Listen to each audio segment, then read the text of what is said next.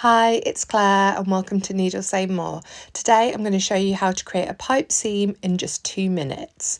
To start the pipe seam, you're going to need 2 pieces of fabric, some bias binding and some piping cord. You need to put the zipper foot on your sewing machine. This will allow you to sew really close to the bias binding and the piping cord. So you want to open out the bias binding completely flat, and then you're going to put the piping cord inside the bias binding so it's right in the middle. Then, and this is the bit that can be a bit time consuming, you're going to uncurl the bias binding and attach it to one of the pieces of fabric to the right side.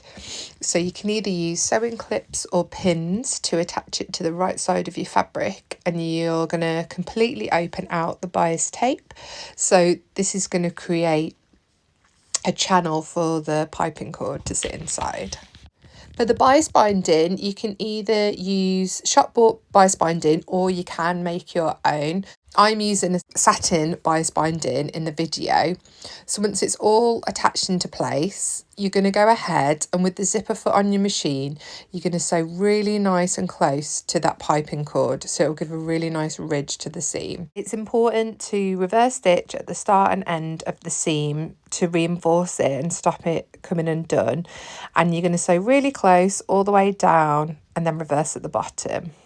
Once it's stitched in place, you're going to want to take your second piece of fabric and put it right sides facing, and you want to sew it from the underneath now so that you can follow your line of stitching that you did in the previous step, and you know that you're going to be sewing really nice and close to the piping cord now, rather than doing it from the top side and not knowing how close you've gone. You've almost problem solved on that bottom edge.